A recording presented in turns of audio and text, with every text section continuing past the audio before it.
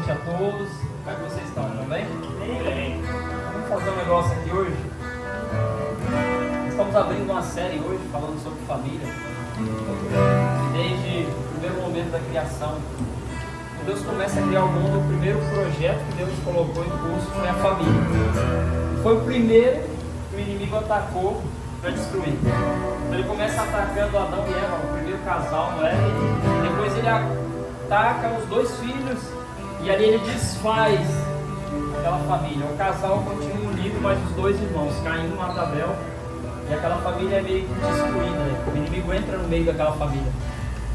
Então a família foi o primeiro projeto de Deus colocado em curso. Depois que ele criou o jardim, ele colocou uma família dentro do jardim. Colocou Adão sozinho, depois Eva, depois eles tiveram filhos já lá fora. Mas o primeiro projeto de Deus foi esse. Nós precisamos abrir os nossos olhos para os ataques à família nesse tempo. O quanto o inimigo tem atacado os nossos lares, as nossas famílias, em todas as famílias, para que nós venhamos a perceber as armas com as quais nós precisamos lutar pelas nossas famílias. Vocês sentaram, mas eu vou pedir para vocês, todos que puderem, ficarem de joelhos. Eu também vou ficar de joelhos aqui. Nós vamos orar pelo menos uns 10 minutos pelas famílias. Pelas famílias desse lugar. As famílias que você lembrar, de amigos, de pessoas, você agora pode colocar diante do Senhor. Efésios capítulo 3, o apóstolo Paulo vai nos dizer assim: por essa causa eu me coloco de joelhos diante do Pai, quem carrega o nome de toda a família, no céu e na terra. Então ele se colocava de joelhos por uma causa. Qual era a causa? A causa ele havia explicado anteriormente. Era para que o mistério que esteve oculto através dos séculos se revelasse às famílias e elas, tendo seus olhos abertos para aquilo que é o projeto de Deus, elas permanecessem firmes. E nesse mesmo versículo ele diz assim: para que seja edificado em vós o homem interior e vocês permaneçam firmes nessa revelação de quem é o Cristo.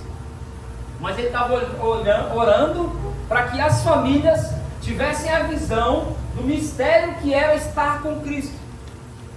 O mistério que estava oculto através dos séculos foi revelado a eles. E ele diz: eu por essa causa me ponho de joelhos, para que vocês estejam com seus olhos abertos. Engraçado é, na Bíblia, na palavra de Deus, que no dia que Adão teve os olhos abertos para a sua nudez, para a sua realidade física, ele teve os seus olhos fechados, pastor, para uma realidade espiritual. Antes, Adão estava diante de Deus todos os dias, ele e Eva, nu, diante do Senhor, vivendo uma realidade espiritual, recebendo dos mistérios de Deus e vivendo daquilo que Deus dizia para eles. Mas no dia que eles comeram de algo que Deus disse para eles não comerem, os olhos deles se abriram para uma realidade física, que não era a realidade que Deus tinha para eles. Então tem muitas famílias vivendo uma realidade do mundo físico, de palavras de maldição, de dificuldade, de coisas que se passaram nas suas vidas, mas que não foi Deus quem liberou essa palavra. Então Paulo está dizendo: coloque os seus joelhos, eu me coloco de joelhos, para que os seus olhos permaneçam abertos, para que esse mistério que estava oculto continue sendo revelado no homem interior dentro de vocês, e vocês entendam a força do que é permanecer em Cristo. Então nós vamos colocar de joelho hoje aqui, em nome de Jesus. Eu vou começar aqui. Você pode ir aí de sua maneira, se colocar de novo, deixar só o leão ficar em pé ali de olho aberto, tá? Não, vai estar todo mundo aqui de olho fechado, em nome de Jesus. Vamos ajoelhar aqui no altar. Pai, em nome de Jesus, quando o Senhor chama Abraão, ele diz: sai da tua terra, da tua parentela, vai para a terra que eu te mostrarei. E a promessa de Deus a Abraão é: no teu descendente, em ti farei benditas, abençoadas todas as famílias da terra. Então Deus sempre teve uma palavra para a família. Deus sempre teve algo para fazer através das famílias. E nós precisamos ter esse entendimento. Eu vou ser bem breve hoje, só mais para a gente orar aqui hoje. Neemias capítulo 4, por favor.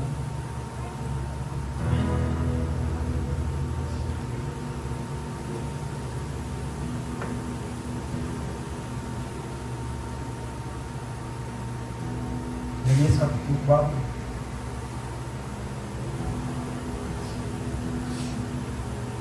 Está na versão desse aqui. King James Fiel. 1611, tá? Eu vou ler aqui na minha, vai ficar igual, tá? Tá bom. Neemias capítulo 4. Todavia sucedeu que quando Sanbalate ouviu que nós edificávamos a muralha, ele ficou enfurecido, teve grande indignação e zombou dos judeus. E ele falou diante de seus irmãos do exército de Samaria e disse: o que fazem estes fracos judeus? Fortificar-se-ão? Sacrificarão? Acabarão em um dia? Reavivarão as pedras dos montes de entulhos que estão queimadas? Ora, Tobias o Amonita estava junto a ele e disse: mesmo que eles edifiquem, se uma raposa subir, ela porá abaixo sua muralha de pedra. A oração de Neemias: ouve, ó nosso Deus, porque somos desprezados, e torna o opróbrio sobre suas próprias cabeças, entrega-os por presa na terra do cativeiro. Não cubras a sua iniquidade, e que o seu pecado não seja apagado diante de ti, porquanto eles têm te provocado a ira diante dos edificadores. Assim nós edificamos a muralha. Toda a muralha se completou até a metade, porque o povo tinha a mente para o trabalho. Porém sucedeu que quando Sanbalate, Tobias e os árabes e os amonitas e os asdoditas ouviram que as muralhas de Jerusalém estavam erigidas e que as fendas começavam a ser fechadas, eles então ficaram muito enfurecidos. E todos juntos conspiraram para vir lutar contra Jerusalém e impedi-los. Todavia nós fizemos a nossa oração ao nosso Deus e posicionamos uma guarda contra eles dia e noite por sua causa. E Judá disse: já desfalecem as forças dos acarretadores e há muito entulho, de modo que não somos capazes de edificar a muralha.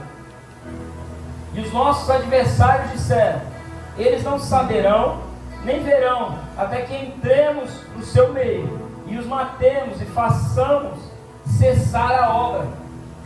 Sucedeu que, vindo os judeus que habitavam entre eles, nos disseram 10 vezes: de todos os lugares tornarão contra nós.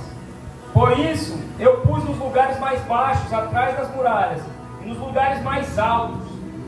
Pus o povo, segundo as suas famílias, com as suas espadas, com as suas lanças e com os seus arcos. E eu olhava e me levantava e dizia aos nobres e aos governantes do povo: não os temais, lembrai-vos do Senhor, que é grande e terrível, e luta pelos vossos irmãos, vossos filhos, vossas filhas, vossas esposas e vossas casas. Amém?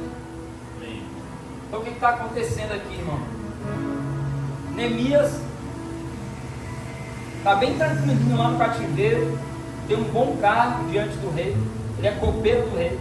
Chega para ele uma notícia: o povo que voltou do cativeiro para Jerusalém vive em grande ruína. As casas deles eles construíram, mas a muralha continua caída, ainda há brechas nos muros, a partes baixas onde o inimigo com facilidade consegue adentrar em Jerusalém e praticar roubos, assaltos e outras, e matar as pessoas ali dentro. Então Neemias ele se põe diante do Senhor, ele ora e ele abre mão de todo o conforto do palácio para ir até Jerusalém e começar a construir o muro, começar a reconstruir aquela muralha de proteção em volta de Jerusalém das famílias que moravam ali dentro. Acontece, irmãos, toda vez que a gente decide obedecer à voz do Senhor, começar a fazer aquilo que Deus quer, acontece a primeira coisa que está no capítulo 1: o inimigo fica enfurecido.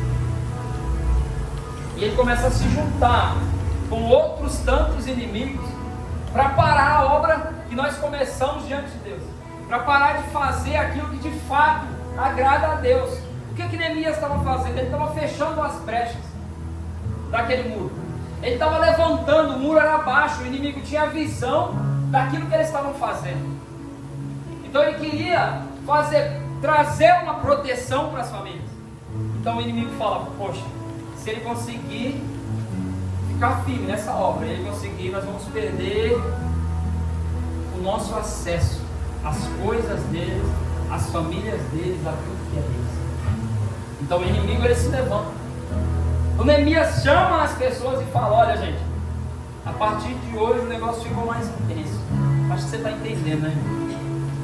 Chega um tempo que a coisa fica um pouco mais intensa na guerra. O inimigo intensifica os seus planos, então nós precisamos intensificar do outro lado. Havia judeus que ainda moravam do lado de fora da muralha, ao redor ali, junto com aqueles inimigos. Mas eles estavam ajudando Neemias a construir lá dentro, para quando fosse terminada aquela muralha, eles viessem morar ali dentro também. Enquanto eles estavam lá no meio, eles começam a ouvir o inimigo dizendo: olha, nós vamos vir de todos os lados, vamos atacar, vamos matar todos eles, vamos parar essa obra. O inimigo dizia assim: eles vão pegar essas pedras que foram queimadas, porque quando Jerusalém foi invadida pela Babilônia, eles queimaram a muralha, parte dela caiu e as pedras ficaram por ali queimadas. Eles diziam: será que eles vão conseguir pegar essas pedras que antes foram queimadas e reerguer de novo a muralha? Será que eles vão conseguir? E eles se firmam entre si. Mas o que me chama a atenção é que Neemias diz para eles: em família vocês vão reconstruir. Se você ler todo o livro de Neemias, você vai perceber que foi em família que eles construíram na frente das suas casas. Cada família tomou um pedaço do muro e disse: essa obra aqui é minha. Essa parte aqui, Neemias, na frente da minha casa, essa obra na frente de proteção da minha família, sou eu que vou fazer. Eu vou fazer com os meus filhos, eu vou fazer com a minha esposa. A palavra família, ela não aparece muitas vezes na Bíblia, porque quando a Bíblia vai falar de família, ela vai falar casa. Inclusive Josué, que nós lemos aí alguns dias, Josué vai dizer, acho que no capítulo 23, 14 mais ou menos, ele vai dizer assim: eu não sei quanto a vocês, eu estou dizendo para vocês, abandone os seus deuses do Egito, abandone os deuses dos vossos pais. Eu não sei quanto a vocês, mas eu e minha casa serviremos ao Senhor. Ele estava falando da sua família. Então, Neemias está dizendo para eles: juntem-se com os seus filhos, com as suas esposas, com as suas casas. Por que a Bíblia não usa muito a palavra família? Porque a palavra família, ela vem do grego, e ela era utilizada no grego para designar uma coisa diferente do que é família para Deus. A família, na ideia grego-romana, era um homem senhor de uma casa com os seus escravos. Então a esposa era escrava do marido, os filhos eram escravos. Não havia uma comunhão, uma conjunção para construir. Aquele homem decidia construir sozinho, e todos os que estavam dentro da casa eram como se fossem apenas serviçais. Então a Bíblia não usa esse mesmo termo, ele diz casa. Por quê? Quando a Bíblia vai falar da mulher, ela diz o que? A mulher sábia edifica a sua casa. O sábio construtor, o homem sábio, o sábio construtor, Jesus dizendo em Mateus capítulo 7, constrói a sua casa sobre a rocha.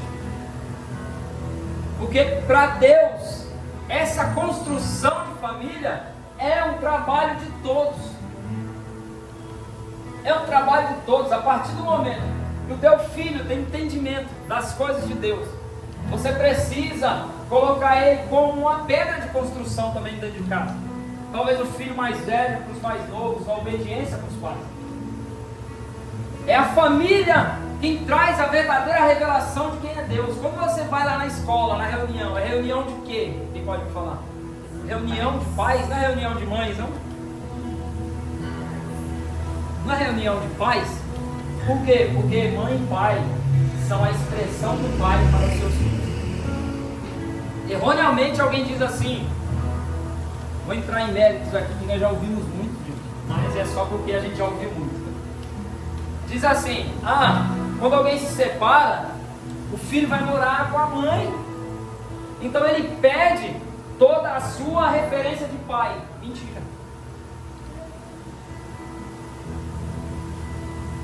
Deus tem as suas maneiras de mostrar a sua referência de pai. Quantas mães sozinhas criaram filhos melhores do que algumas mães com os pais do lado? Não é uma verdade. A referência de pai a partir de Deus não está dada só a mim dentro da minha casa. É a mim e a minha esposa morando juntos. É a mim e a minha esposa vivendo juntos. Então, é a referência de pai que eles têm. Somos nós dois, porque não tem diferença. Só porque você é o pai, você é a mãe. Não, a referência é, vocês são pais. Porque seria muita pretensão pensar, irmão, que só o homem é a referência de quem é Deus, o Filho. Por que Deus fez isso? Porque quando Ele quis se mostrar para nós, Ele se mostrou o Pai, o Filho e o Espírito Santo. E agora na família é só o homem. É só o pai que é a referência, não é? Então Deus se revela na família através do pai, da mãe e dos filhos, quando eles entendem a sua primogenitura. A família vai se completando. Por isso o inimigo ele sempre vai atacar uma família que pode se tornar referência para outras famílias. Ele sempre vai atacar uma casa que pode se tornar referência para outras casas.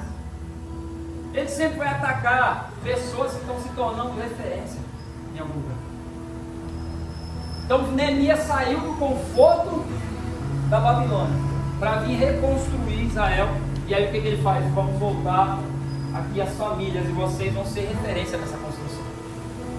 São vocês que vão construir isso aqui, não sou eu. Então a primeira coisa que eles fazem, eles começam a tampar as brechas. Eles começam a perceber qual eram os lugares de acesso do inimigo. Aquelas brechas eram como, vamos dizer aqui uma coisa, depois você ouve uma palavra, se você puder, chama-se Janelas Espirituais Familiares, do pastor José de Souza.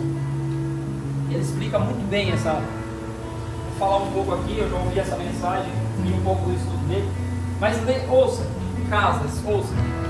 Ele diz o seguinte, que a janela, na ideia espiritual, ela é um acesso, não é só uma palavra. A janela, a palavra janela é januela no original, pequena porta. Então, ele coloca para nós o seguinte: qual foi a primeira pequena porta que Deus fechou e somente Deus abriu? Foi a primeira porta da arca. Ele estava mostrando ali que era um portal, uma transição. Havia uma família dentro da arca guardada.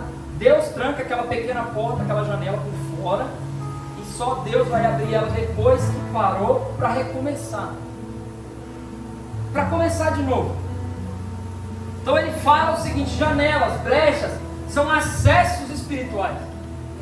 E por vezes nós estamos abrindo as janelas e esses acessos espirituais dentro dos nossos lares. Não de qualquer maneira. Um dos primeiros softwares mais famosos do mundo se chama qual? O Windows. Janela. Irmão, a internet, a Netflix, aquilo que a gente assiste, essas coisas são janelas espirituais. O pastor José de Souza explica isso muito bem ali. Não é, são portais de acesso à nossa mente, ao nosso coração. Neemias estava dizendo para eles, enquanto o povo tinha na sua mente que o trabalho precisava ser feito, eles não descansaram. Então alguém vem e diz assim: olha, o trabalho é muito, tem muito para fazer, e o povo começa a desfalecer. Mas eles estavam fechando as brechas e o inimigo tentando entrar por aquelas brechas. Fecha as brechas, irmão. Vamos começar a olhar quais são as brechas, quais são as entradas que o inimigo ainda usa para entrar em nós e através de nós nos nossos lares. Quem sabe a brecha são palavras. Quem sabe a brecha é algo que a gente ouve, ou assiste, ou vê. Sempre o inimigo vai encontrar de alguma maneira. O nosso problema é que nós não queremos abrir mão de algumas coisas. Nós não queremos abrir mão de assistir algumas coisas, de assistir algum outro. Tem um pastor que se chama David Minkerson, e ele fez uma prova com Deus. Ele tinha uma televisão, e à noite, o horário dele da noite, ele passava ali assistindo televisão. E ele ia para um lugar orar. Ele era pastor de uma pequena igreja na Pensilvânia. E ele disse assim: Deus não está se agradando com essas coisas que eu estou assistindo. Então, eu assisti novela, gostava de novela, mas eu gostava muito de novela. Ele falou: Deus, se o Senhor não quer mais que eu assista isso, eu vou pôr minha televisão à venda, e até tal data, às 7 da manhã, se ela não for vendida, é porque eu não sei. Naquele tempo não tinha o LX não, irmão, era no jornal. Fazia um anúncio lá nos classificados, sabe? Ele fez um anúncio nos classificados do jornal, passou o primeiro, o segundo dia, passou o dia. Estava chegando no último dia, no horário de encerrar. Ele falou: Deus não quer não, eu vou continuar assistindo minha novela e tal. O telefone toca na casa dele. Era uma pessoa dizendo: eles estão anunciando a televisão. Aí ele disse sim.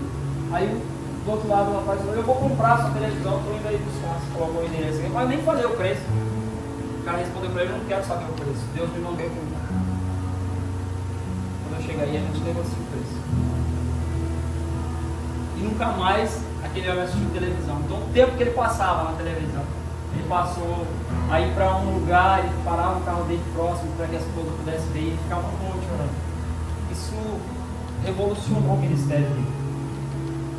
Ele fundou a igreja da Times Square em Nova York. A Times Square é uma das ruas mais importantes da Terra, da Bolsa de Valores de Nova York, e como sistema financeiro ali americano ali. E lá abriu uma igreja, a igreja do David Wilkes, porque um homem abriu mão de algo que Deus mandou que ele fizesse. Então Neemias estava falando para eles assim: vamos começar tampando as brechas em família. Vamos começar a tampar as brechas, mas o muro era baixo em algumas partes. Vamos começar a levantar muros mais altos. Mas o inimigo não parava de atacar. Ele falou: então agora sabe como nós vamos trabalhar? Nós vamos trabalhar com a ferramenta numa mão e a arma na outra. Enquanto uns trabalhavam, outros vigiavam.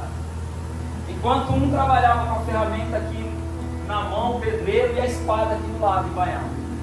E Neemias dá uma ordem para eles, e ele fala assim: olha, alguém vai ficar comigo com a trombeta.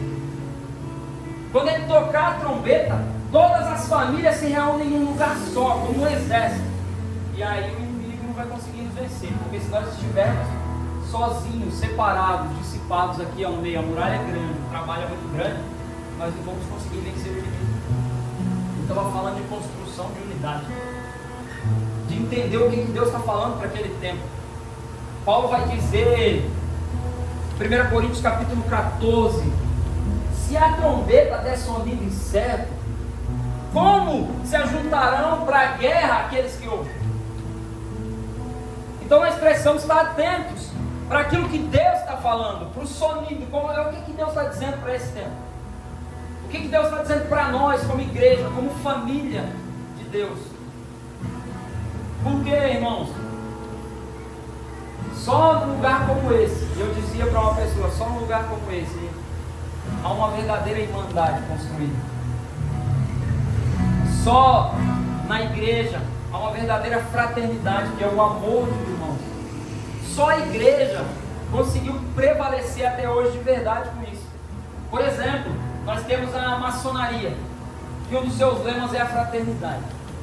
Mas um dos juramentos da maçonaria, para que se torne ali um irmão ali dentro, para que seja ajudado por eles, a pessoa vai se deitar no chão, com dois, cada um com uma espada no pescoço, e vão dizer assim: você vai ter que jurar agora guardar os segredos do irmão, dos irmãos, e tudo que você vê aqui dentro, ao custo da sua própria vida, se você revelar o segredo. Que irmandade é essa? Ao preço do seu pescoço. Então isso não é irmandade. Isso é ocultismo. Então fraternidade verdadeira, ela é construída num ambiente aonde não é para esconder o segredo do irmão, onde não tem mais segredos para esconder, na verdade.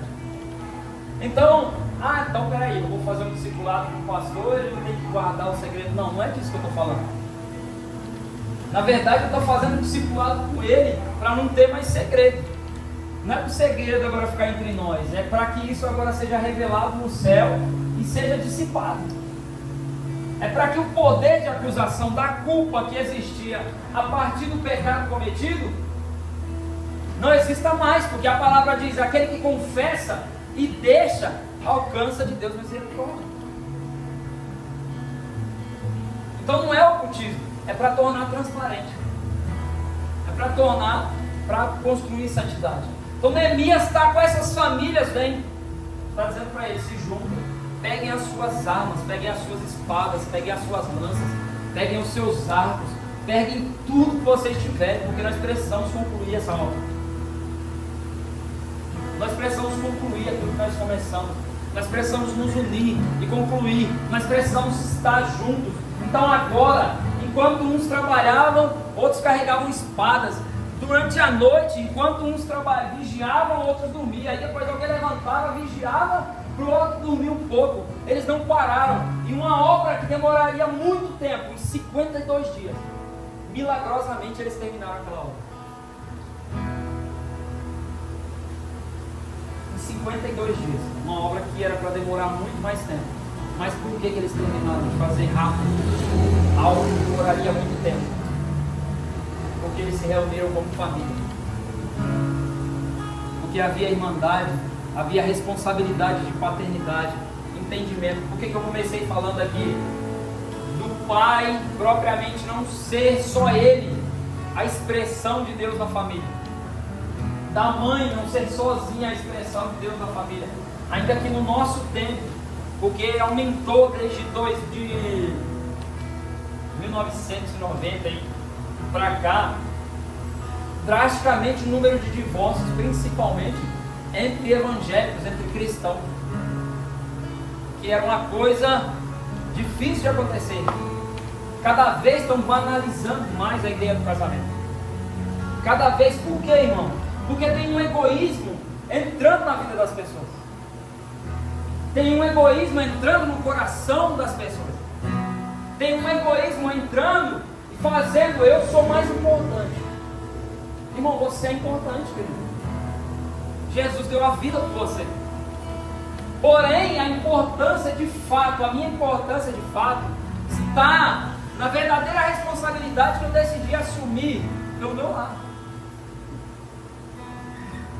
Você pode errar no meio do caminho? Pode. Você pode errar. Sua esposa pode errar no meio do caminho? Pode errar. Onde é que está o perdão? Onde é que está o conserto? Porque Deus não tem problema com o pecado. Ele tem que ter problema com a indisposição à correção, com a permanência, com a iniquidade. Neemias está dizendo que a iniquidade deles não seja perdoada, porque eles não querem sair do pecado. Mas lembra de nós, Senhor. Lembra das nossas famílias. Lembra das nossas casas. A oração de Neemias era essa: nos dá força para concluir essa obra, nos fortalece, nos ensina, nos guarda, nos dá força para empunhar as nossas armas quando o inimigo vier contra nós. Quando o inimigo vier contra aquela família, nós nos juntamos para lutar por ela. Quando o inimigo vier contra esta família, nós nos juntaremos para lutar por aquela outra família. Alguém disse que a palavra carral queria dizer família. Não é, irmão. Carral quer dizer Assembleia dos Santos. Não é família de Deus. Não tem uma palavra na Bíblia para designar a igreja como família, a não ser que quando eles começam a igreja, quando alguém se convertia, eles passavam a chamar de irmão. Então o que fazia da igreja a família? A adoção. Não é que tinha um pai, e aqui eu exerço paternidade, e vocês são os filhos da família, e aí vocês devem honrar o pai, e vamos que vamos. Não, não é isso não, irmão. Se nós entendemos de verdade o que é família na igreja, e que nós nos tornamos irmãos, como é que nós vamos olhar para a pessoa do irmão? Nós vamos sempre olhar para alguém como um irmão mais velho e para um outro como um irmão mais novo. Consegue entender isso? Então aqui, vamos colocar, por tempo, só por tempo, não por entendimento, mas por tempo. Eu tenho 18 anos, aí, quase 19 anos de convertido. Vamos ver aqui alguém mais novo aqui. Quanto tempo, Alex, você está na igreja? Você está seguindo agora? 4 meses. Seria um irmão mais velho e um irmão mais novo. Por tempo. Daqui a pouco ele pode se tornar um irmão mais velho que eu. A revelação pode fluir mais para ele, pode ser, não é uma questão hoje por tempo, mas Deus, um dia é como 1000 anos e 1000 anos é como um dia. Amanhã está lá no quarto orando, é batizado, cheio do Espírito Santo. Paulo tinha um dia de convertido e os apóstolos tinham andado 3 anos com Cristo. Ele já estava pregando o evangelho, pronto, ele já era apóstolo.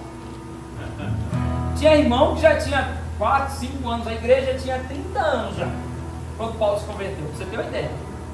Já tinha 30 anos. Quando acontece Atos capítulo 8, Estevão na porta do templo para ser julgado, a igreja tinha 30 anos em Jerusalém. Eles não haviam saído para cumprir tudo que Jesus havia dito. Mas Paulo se converte e no outro dia ele já era o irmão mais velho de muitos. E assim foi com outros. Mas se nós olharmos assim, hoje, estou como um irmão mais velho e como um irmão mais novo, mas amanhã vai chegar alguém que vai ter um mês. E aí você é o irmão mais velho dele. Quantos anos, pastor, de convertido, irmão de entregar? 26? Glória a Deus. Converteu cedo, né, irmão? Glória a Deus. 12 anos. Glória a Deus. Aí foi depois buscar a família lá. Eu também. 26 anos, ó, pastor. Você, Jéssica? 10? Então, uma irmã mais velha e uma irmã mais nova. Mas tem alguém aí na igreja para quem você é a irmã mais velha. Esse é o princípio de primogenitura, é o irmão mais velho. É o que Jesus morreu para se tornar. Jesus era o unigênito do Pai, o único assim gerado por Deus. E a palavra vai dizer que o primogênito se entregou para ser o primeiro entre muitos irmãos. Daí vem a nomenclatura de nós sermos família como irmãos. Jesus assumindo, eu sou agora o irmão mais velho, a primogenitura é minha. Mas ele chama Pedro e fala assim: Pedro, vem cá, quando você se converter, cuida dos seus irmãos, se torna o irmão mais velho. Porque o irmão mais velho é assim, acho que eu não sei quem aqui é o irmão mais velho, eu sou mais novo, graças a Deus. Mas eu sei que o irmão mais velho era sempre um negócio assim: cuida do seu irmão. E não tinha nada a ver, não fez nada, mas apanhava porque o irmão mais novo fez alguma coisa. É verdade, quem é irmão mais velho pode comprovar. Por quê? Porque quando o pai saía de casa, ele olhava para o irmão mais velho como alguém passível de representá-lo na responsabilidade. O irmão mais velho era sempre o representante do pai. Aí ele falava para o irmão assim: ó, pai falou para eu mandar. E aí o irmão falava assim: você não é meu pai. E você pode dizer para mim, para o pastor: você não é meu pai. Eu sou mesmo, graças a Deus. Eu não ia aguentar, não, meu irmão. Se eu fosse o meu pai, eu acho que eu não ia aguentar. 7 irmãos, 6 irmãos, eu sou o 7º filho. Mas esse entendimento precisa vir à nossa mente. Como nós estamos nos construindo como família, é assumindo a responsabilidade da primogenitura a partir dos nossos lares. Então, você dentro do seu lar, conhecendo a Cristo, você pode decidir ser o pai da família. Glória a Deus, o seu pai e dos filhos, aí eles vão te respeitar como pai. Mas se você se posicionar como representante de Cristo, você vai ser o primogênito dentro dessa casa, você vai ser o representante de Cristo dentro desse lar. E na igreja, nós, como família, não é diferente. Para quem você precisa ser um primogênito? Sabe por quê, irmão? Porque se nós olharmos sempre, se eu olhar sempre o pastor Fabiano como um pai, e eu posso olhar, eu posso ter ele como um pai, mas se eu olhar ele sempre como um pai, o filho sempre tem a dependência do pai. Mas o irmão, não, ele não depende, ele sabe que ele não depende do irmão. Uma hora o irmão também vai construir as suas coisas, também vai fazer as suas coisas. O filho, não sei se o pensamento de vocês é assim, eu ouvi um pastor pregando que ele disse assim, ele já era casado, já de idade e tal, quando o pai dele veio a falecer. E quando ele chegou em casa, ele sentou e falou: para onde é que eu vou agora se tudo der errado? Porque antes ele ia para casa do pai. Então, se eu continuar sempre olhando para alguém como é o pai, eu estou olhando para alguém para consertar o erro que eu cometo sempre. Eu sempre tenho para onde ir. Mas se eu olhar para ele como irmão, e ele me olhar como irmão, eu não vou mais errar, porque eu vou dizer assim: o meu irmão está olhando para mim. Não é para onde eu tenho que ir quando eu erro só. Não, pode acontecer o erro, você tem que procurar o seu irmão. Mas quando eu pensar que ele é meu irmão, é para onde ele está olhando quando eu erro. Porque o irmão mais novo fazia o errado que ele olhava o irmão mais velho, compadre. Porque ele ia correr para o pai e falar o que ele queria. E o irmão mais velho ia sempre assumir a culpa. Por quê? Porque você devia ter visto onde estava o seu irmão. Mas ele subiu lá no negócio lá, estava aqui sentado assistindo, caiu para o caminho. É, porque você é o irmão mais velho. E nós, como caçula, né, Alan? A gente viu isso acontecer muito, mas é os outros assumindo a culpa e não nós. Para os caçulas, nessa parte foi bom. Acho que todo mundo, a maioria aqui é caçula, né? Pastora, eu, Alan, Bia, né, Bia? Você é a irmã mais velha? Então, eles estão terminando a muralha. E quando o inimigo vê que eles estão terminando, o inimigo começa a intensificar o ataque. Mas na verdade, o inimigo não vinha com os ataques diretos, ele vinha com ameaças. Ele vinha colocando intrigas. Ele vinha com distante, lançando palavras que entravam na mente do povo e começavam a fazer com que eles desfalecessem no seu coração. Lançando palavras de medo, de amedrontamento. E então precisava se levantar alguém como Neemias e dizer: peguem as suas armas, encorajem-se para a luta. Como alguém, como um irmão mais velho. Prepare a sua família, guarde a sua casa. Dentro da sua casa. E aí a Bíblia vai dizer: é melhor serem dois do que um. Ela não está dizendo que não vai acontecer de ser só um. Por isso que eu disse também que às vezes uma mãe sozinha fez o melhor trabalho, às vezes com um casal por aí. Um pai sozinho, solteiro, por assim, por circunstâncias da vida. Não estou dizendo certo e errado, não quero falar sobre isso. Estou falando pelas circunstâncias da vida o que aconteceu. Aquele homem se desdobrou e foi uma expressão de Deus. Mas os seus filhos encontraram em alguém, uma mãe. Encontraram uma professora no período de aula. Quem nós aqui que não encontrou isso? Uma maternidade numa professora na escola, uma paternidade num professor na escola, uma paternidade num chefe. Num momento que você precisava de uma palavra, talvez você não buscou o seu pai, mas Deus te deu aquela paternidade naquele momento. Foi a expressão de Deus ali. Então às vezes alguém está criando filho sozinho, uma mãe. Deus está mostrando para aquele menino e outras pessoas paternidade. Mas ele também está vendo paternidade de Deus daquela mãe. Então dentro de casa, às vezes, a expressão do Carlos não é a expressão da paternidade de Deus. Então a expressão da Ana para o Carlos tem que ser do irmão mais velho. É por isso que tem muito conflito entre nós. Não é a expressão só da esposa. É a expressão do irmão mais velho que puxa a orelha em nome do pai.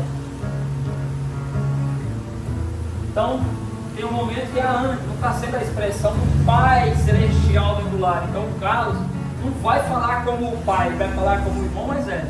E puxa a orelha como o irmão mais velho, para consertar tudo.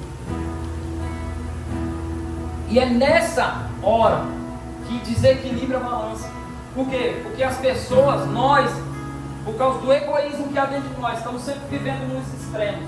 Então os homens foram muito machistas por muito tempo, rebaixando e reduzindo as mulheres a lugares que não eram o lugar que Deus deu a elas.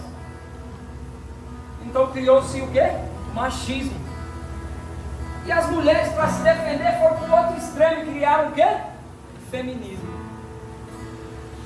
E aí o que aconteceu, gente? Um confronto.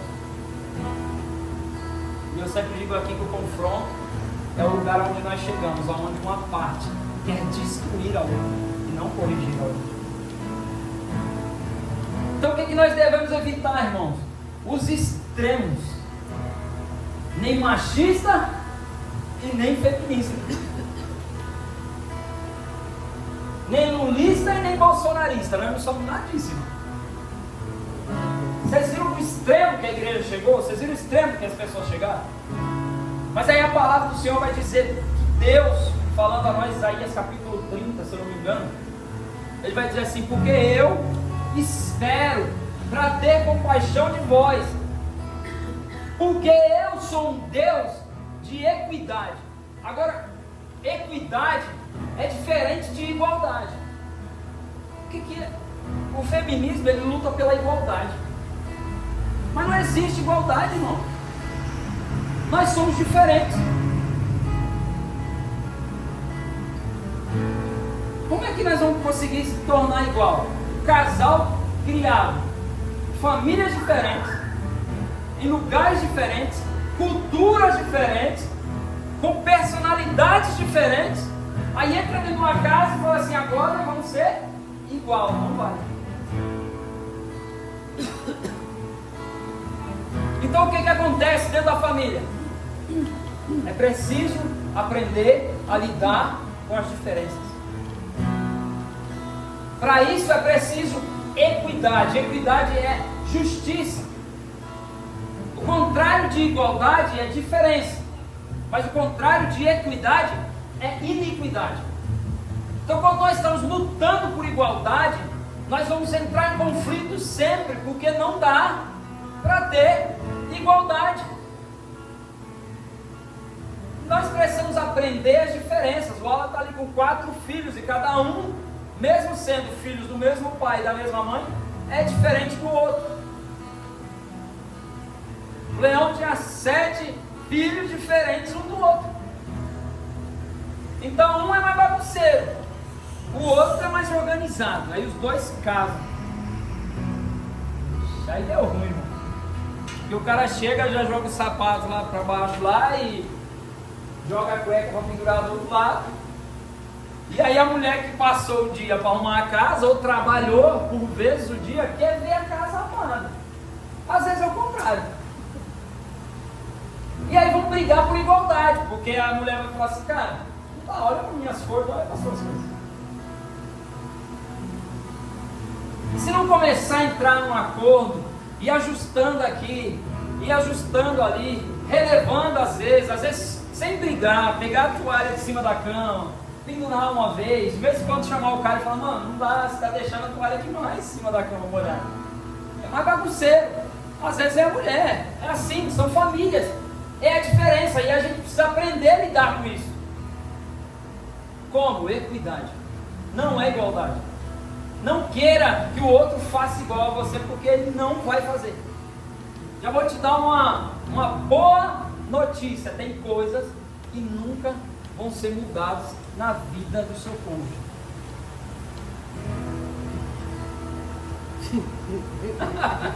Não ri não, irmão.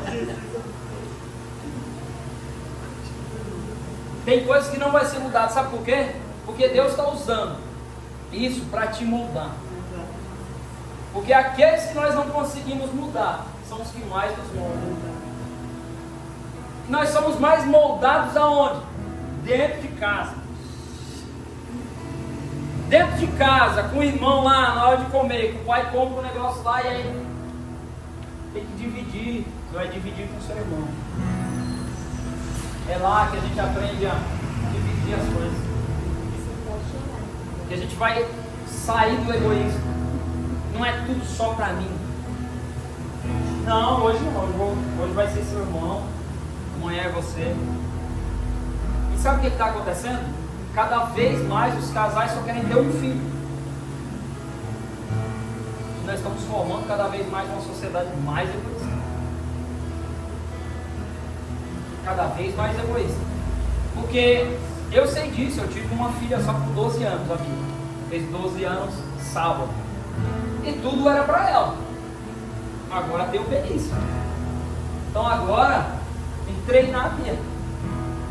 E aí quando nós começamos a comprar, né, as coisas pro Benício e tal, e ela começou a ver, todas as vezes que a gente ia comprar alguma coisa pro Benício, tinha que trazer alguma coisa pra Bia. Aí um dia eu fui com a Ana, ela falou, vamos comprar essas coisas aqui pro Benício, e eu vou levar essas coisas aqui pra Bia. Eu falei, não, você não vai levar nada não. Não, hoje não.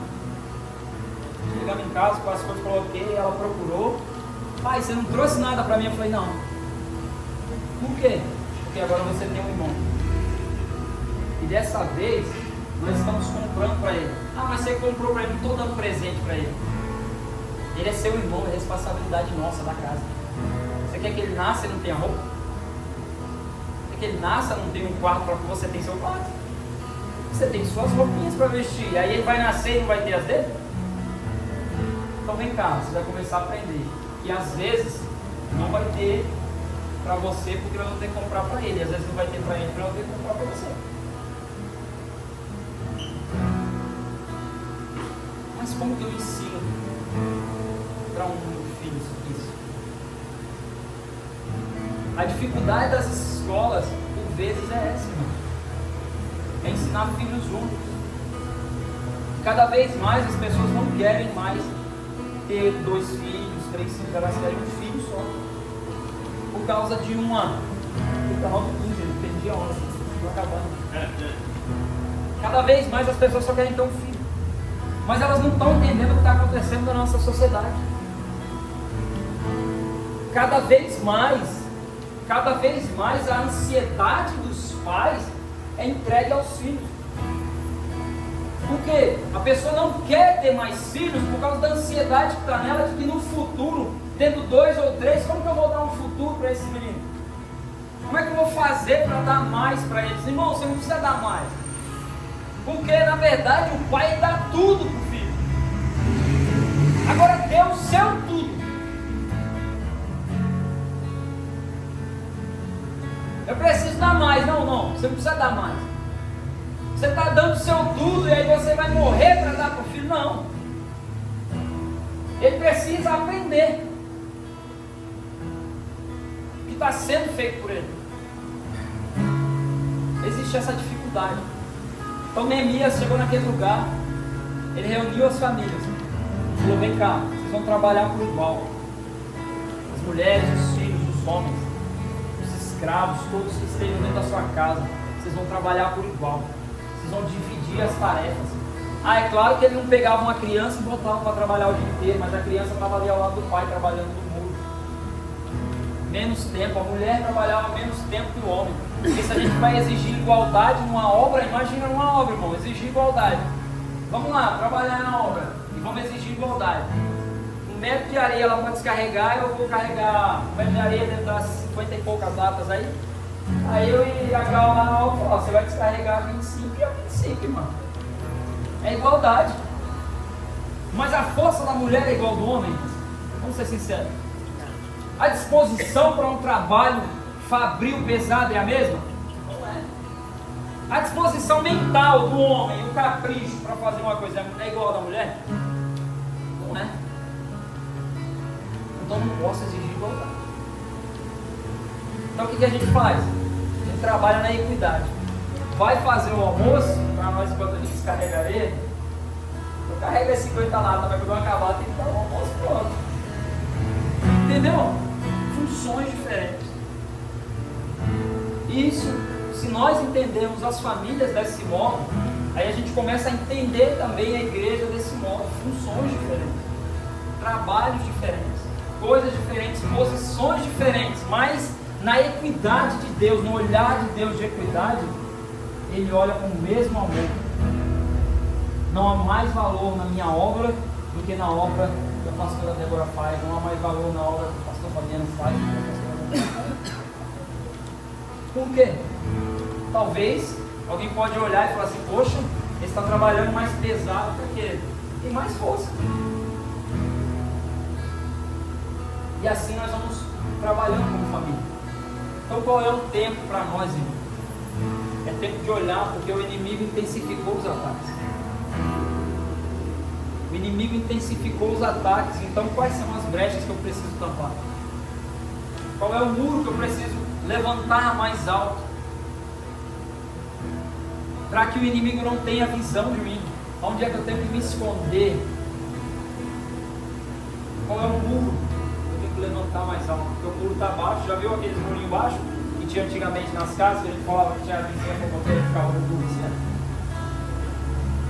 A gente começou a erguer muros mais altos. O inimigo é assim, está esperando o muro para continuar baixinho, sem o esforço para colocar as pedras mais altas, para que ele não tenha mais visão dos planos que você tem para os seus filhos e para a sua casa.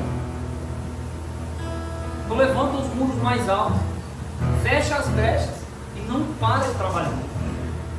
Quando você perceber que a obra ficou difícil demais, você não vai conseguir enfrentar o inimigo, grita para a família do lado. Chama a família do lado. Pastor, Caio, Letícia, vem aqui, Jéssica, vamos orar junto. Estou precisando de ajuda. Está difícil. Isso aqui, estou sentindo que o inimigo está entrando nessa área. Começa a fortalecer o muro em volta da sua casa. Para terminar, quando o inimigo foi diante de Deus, Jó capítulo 1, Deus disse para ele assim: de onde vens? E ele disse: de rodear a terra e passear por ela. Deus disse para ele: observaste o meu servo Jó, homem reto, íntegro, temente a Deus e que se desvia do mal. Eram as qualidades de Jó. Observaste ele? O inimigo falou: observei ele, claro que observei. Mas ele te adora, na palavra vai dizer, ele te adora debalde por qualquer coisa? Não é o Senhor como um muro de fogo em volta dele. Jó oferecia sacrifícios pelos seus filhos de oração. Jó era um homem reto, íntegro, temente a Deus e se desviava do mal. O que aconteceu? Deus se tornou um muro em volta dele. Você acha que o inimigo observou Jó e quis tocar já na primeira vez? Porque ele fala para Deus: se eu tocar nele, vamos ver se ele te adora, porque até agora eu não consegui tocar nele. Irmãos, esse é o tempo da gente entender. Nós precisamos nos posicionar para que, se o inimigo vier a tocar em nós ou em qualquer um da nossa casa, seja por causa de uma permissão de Deus e não por causa de uma permissão nossa. Talvez nós já fomos tocados por causa da nossa permissão. Talvez a nossa casa já tenha sido tocada. Eu já fui, a minha casa já foi. Ninguém é super-homem. Mas tem um tempo que os nossos olhos precisam abrir. E nós só podemos ser tocados. Se Deus dizer, toca, pode tocar, porque eu sei. Porque se Deus mandar tocar, irmão, é porque Ele sabe. A Bíblia diz que Ele conhece a nossa estrutura e sabe do que somos feitos, sabe do que somos povos. Então, se Deus deixar tocar, se a permissão vier de Deus, não tem problema não. Deus faz a ferida e sara a ferida. Agora, se a permissão vier de nós, aí tem um problema. E a gente vai ter que ir lá em Deus, clamar por misericórdia para sair das mãos do inimigo. Davi cometeu um pecado. E Deus chamou ele e falou assim: vem cá, Davi, você tem algumas opções. Eu vou enviar uma praga para tocar no povo. Eu vou te deixar cair nas mãos do inimigo, ou você vai cair nas minhas mãos. E eu vou tocar em você. Davi olhou para Deus e disse: eu quero ser tocado pelas suas mãos, porque o Senhor é um Deus de misericórdia. Mas o inimigo, se ele me pegar, ele vai me pegar para me matar. Então ele escolheu um caminho aonde todo problema ali gerado, vamos dizer, só havia uma permissão para ele ser tocado se fosse de Deus. Ele não abriu ele mesmo uma permissão para que o inimigo tocasse nele. Aquele pecado de Davi foi um pecado por ignorância. Ele mandou contar um pouco do povo aí, uma ignorância dele. E por causa daquilo aconteceu um problema, muitas pessoas morreram. Mas preste atenção nisso, irmão. Comece a fechar as brechas. Comece a levantar o muro. Não solte as armas. Abre os seus olhos para aquilo que Deus tem para a sua família, para a sua casa. Fica de pé em nome de Jesus. Não é para fingir que está acabando, não. Está acabando mesmo.